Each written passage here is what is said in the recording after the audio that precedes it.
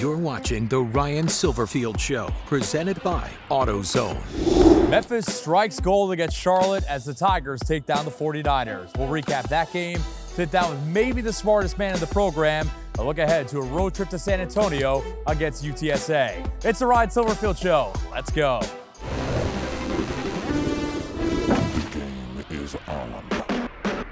The Ryan Silverfield Show is presented by AutoZone.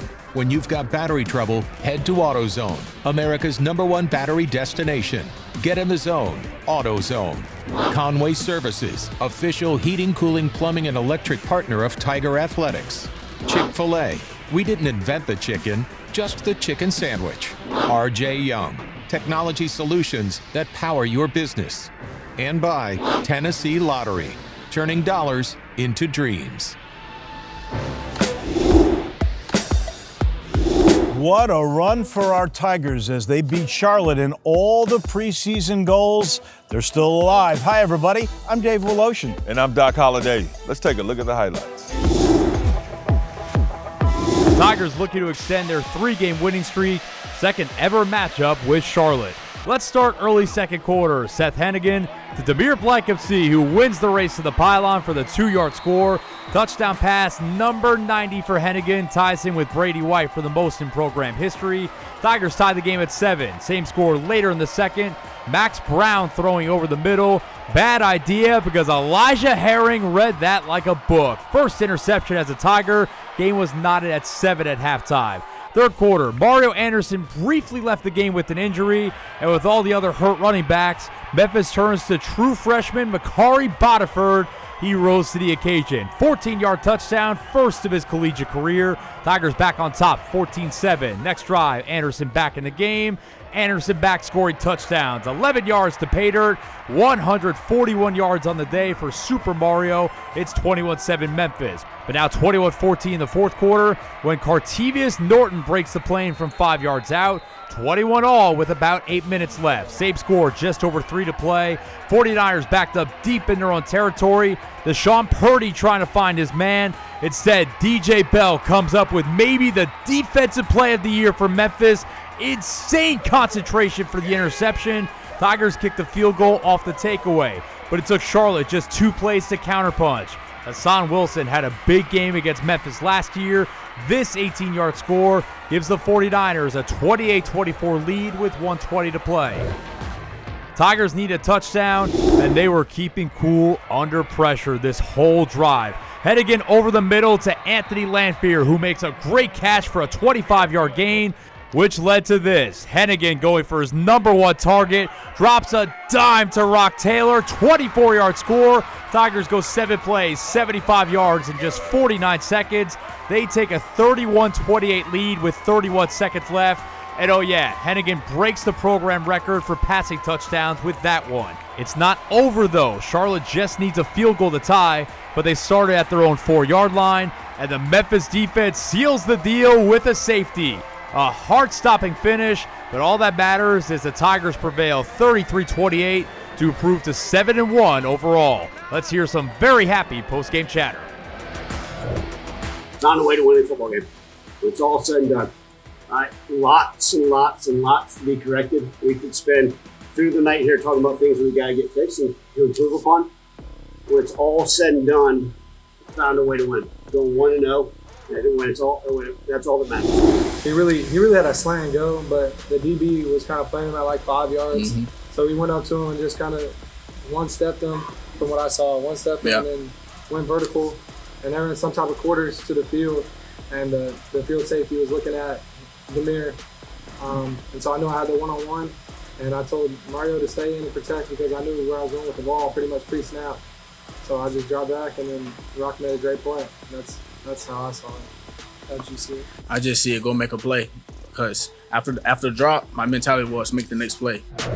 Coach, we want to talk about recruiting, but we want to go old school. We want to talk high school, JCs. That's still important, isn't it? Absolutely. You call it old school. I still call it traditional recruiting. I'm trying to still wrap my head around this new day and age. But yeah, look, I think that's as important as anything because it's still about developing football players, right? And I think sometimes your best players are those that you recruited out of high school, you built the relationship with. Sometimes you've known them since young ages, right? Maybe junior high, all the way through. You've been in their home, you know their families, right? You build those relationships. So sometimes when they get here, maybe they're a little bit more buy-in onto your culture, right? And then the chance to develop them. So on our roster currently, we have 31 freshmen, true freshmen. So I think that doesn't even include the redshirt freshmen. So we got a lot of youth infusion in this team. I still think it's very, very important to go recruit the high school ranks and junior college as well. Do you still have to, I guess, categorize and identify their talent the same way? Because now things have changed a little bit. So somebody that may have been at number 2, the old way, now it's the new way. They might be number 5 or 6 choices. That's some of the conversations you have with these I think part of it, I think anytime you're recruiting a guy out of high school, you used to say, well, can this guy come in and start as a freshman? That's very, very hard. It's getting harder because what's going to end up happening is you say, well, we'll take a 17-year-old at this position, and then sure enough, you're going to need a transfer of that same position. So it would be very hard if you're finding, hey, this guy's got some experience, he's going to come in. But what it does is it creates a unique dynamic in the room. But as you're going, we still put together our recruiting board. We still have our positions and needs. So when we're recruiting high school guys, we are truly recruiting at least one of every position. Now we'll go out and recruit, we'll recruit 100 offensive linemen, but bring in 4, right? Then we'll go and recruit 10 tight ends and bring in 1. So we still try to find the position fits for us. We're still watching film. We still do senior evaluations, but it's sped up. They also moved the signing day window to December 4th. No high school guys are allowed on campus in December. It's totally changed the entire deal. When you're sitting down with all your assistants and you're figuring out priorities and guys, you look at athleticism, do you look at need, do you look at region, how do you do it? Yeah, so we always start, especially in the high school ranks, we still recruit a certain region, right? We're not, we've had some guys come from junior colleges, from California, all that stuff, but we generally stay within our region, okay? Obviously, if there's a unique fit, there's a unique fit. And then, okay, does this guy, one, fit what we want to do from a culture standpoint? So the biggest thing is I make sure our coaches, before I watch the film, what's their high school coach say about them? Because if it's a negative recommendation, hey, this guy's grades aren't good enough, next. Hey, this guy, low character, he won't fit well, next. It doesn't matter how talented they are. Then you put on the film, okay? And you always start off with a highlight film, generally from their junior year. And then as they go into their senior years, what we do is we have point of attack tapes. So we go there and watch and get to see different things. I don't care if it's an offensive guard or a defensive back. You want to watch and see where they are, how they do, when the ball's at them, when the ball's away from them, and get a good feel for how they play. Athleticism's got to be key. You don't want a bunch of stiff guys, I don't care how big they are. And then you go and look at the rest of the attributes. Where do they fit? And sometimes, look, there's no perfect product. And I think that's part of it. You're going to sit there and watch a guy. He may be really, really talented, but what's the deficiency? Okay, hey, he may have some deficiencies, but is there enough room for development where he could be a great player in a couple of years? So we look at all those things. What about maturity and immaturity? Because sometimes you're going to have the immaturity, but now with social media, you have the vanity part too, and that combination, man, can be a little hard to deal with. Yeah, absolutely. I think when we get the opportunity to sit down with the guys, that's the biggest thing because, there's all these recruiting services and they're going to call a kid a 4-star, or a no-star, or a 2-star. And I don't care really how many stars, who else has offered them. If I sit down with a young man and I don't enjoy this conversation, I think they're immature. Now, there's young men that can mature and grow up. We have some in our program, all right? I'm one of them, right? Yeah, absolutely. I'm still working on that myself. But I think part of that is, can they do things at the high enough level that they love football? And if I can sit down and have a conversation and say, this guy will fit well within our locker room, because we're bringing guys into our family. It's not just about, hey, did they choose us? Did we choose them? And now Memphis is in a great spot where we have a great opportunity to find the great fit for us, not just for them. Not many people in this program have had a more unconventional journey here than Matt Hudson. We'll sit down with him coming up next. You're watching The Ryan Silverfield Show, presented by AutoZone. Welcome back to the Ryan Silverfield Show. Talk about all over the map, from Idaho to Harvard to Memphis. So how did Matt Hudson end up here?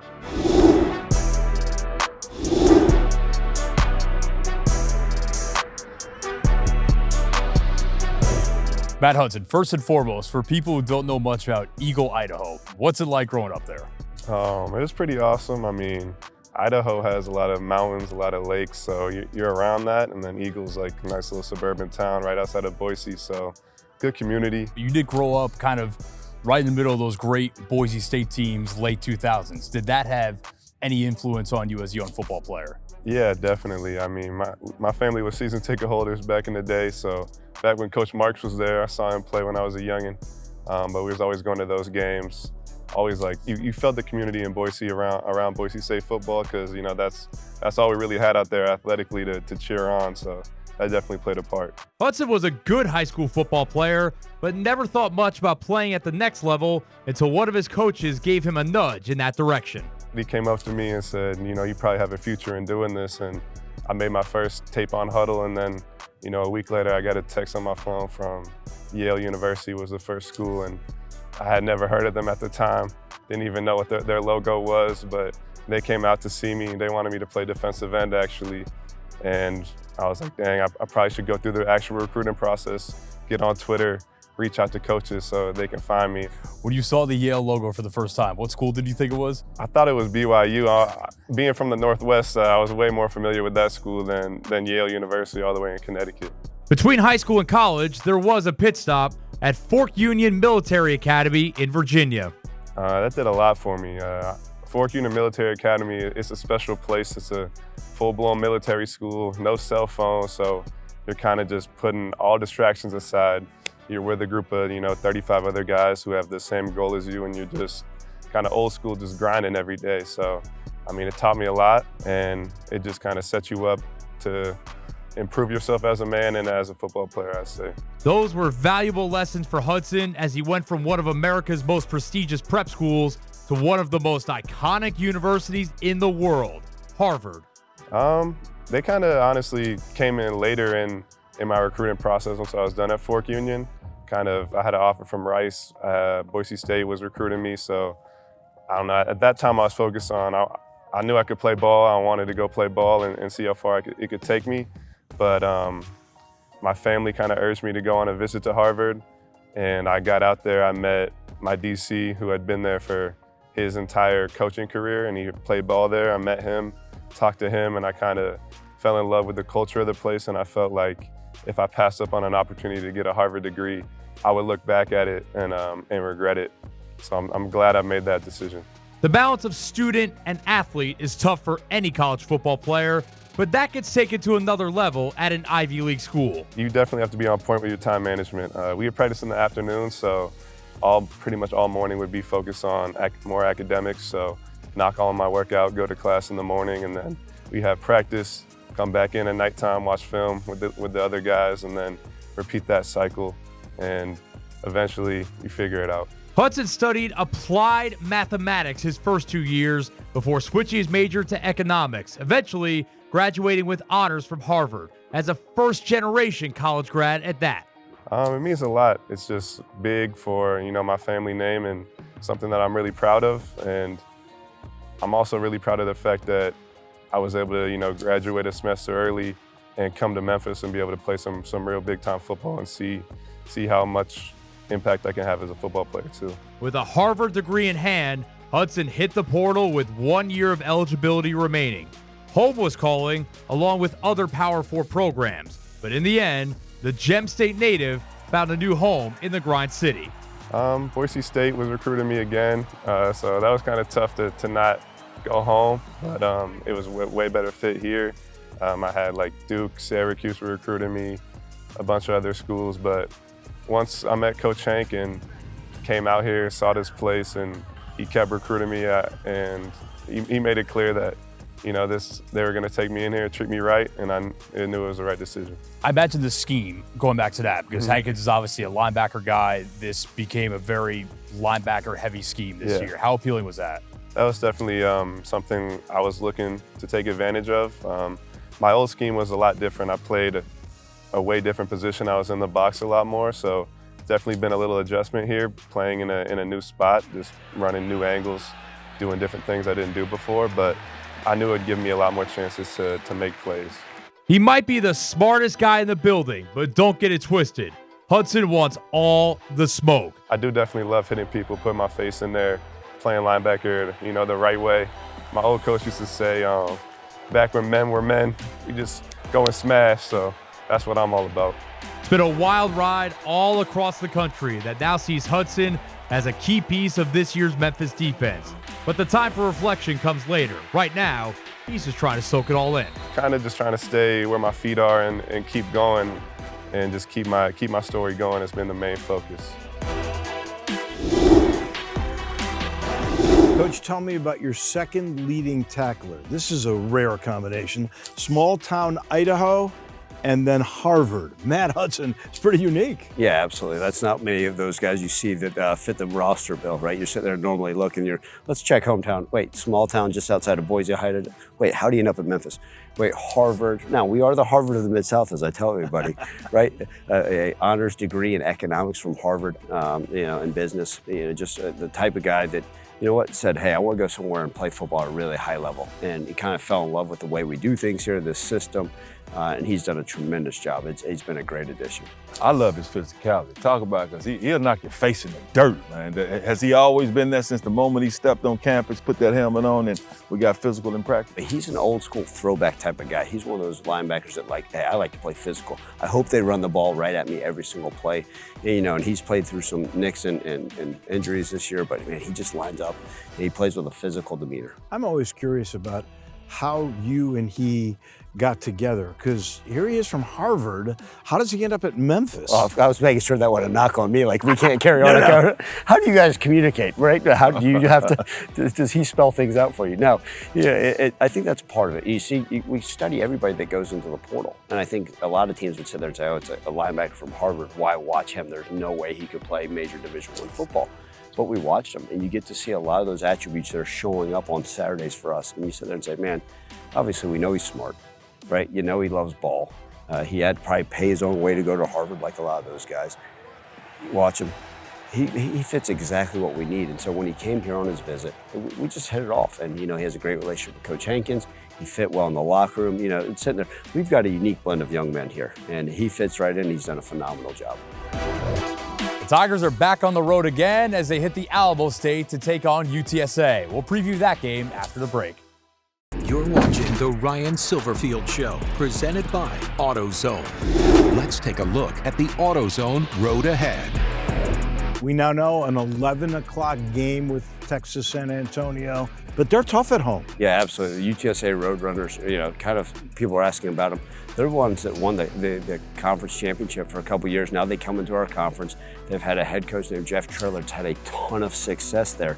We're going to have to go. Last time we were supposed to go down there, got canceled because of COVID. So our first trip down the Alamo Dome, they play really, really hard at home. It's going to be a tough one. What makes them so tough? Well, I think they do play a physical brand of football. They're going to line up with two tight ends and still try to run the football. You're going and playing in an indoor environment, which, last time we did that, I can't remember, probably in St. Louis last year versus Mizzou. So a unique atmosphere. They get a bunch of those Texas kids, especially those East Texas guys that play really, really hard. You and Jeff Trailer came in as head coaches at the same time. Yeah, absolutely. And he's one of those that's just had immense success, right? You look at the years, right? 10 wins, just rattle them off. His name gets mentioned all the time for other head coaching opportunities. But look, this is going to be a great chance for us to go down and prove that we're the tougher team. When you've got battery trouble, head to AutoZone, America's #1 battery destination. Get in the zone, AutoZone. That's 2 weeks in a row now. Memphis is playing in the morning, which suits the Tigers because that's their normal practice time. Back in a minute with a wrap. You're watching the Ryan Silverfield Show, presented by AutoZone. Thanks so much for staying up late night and watching. Next week, you'll meet the new center, Trent Holler. We'll see you then. The Ryan Silverfield Show is presented by AutoZone. Got a check engine light? AutoZone will check it for free with the free Fix Finder service. Available at every store. Get in the zone, AutoZone. Conway Services, official heating, cooling, plumbing, and electric partner of Tiger Athletics. Chick-fil-A, we didn't invent the chicken, just the chicken sandwich. R.J. Young, technology solutions that power your business. And by Tennessee Lottery, turning dollars into dreams. This copyrighted telecast is an exclusive presentation of Silvefield under the broadcasting rights granted by the University of Memphis. Reuse of this presentation is prohibited without the expressed written consent of the University of Memphis and Silvefield.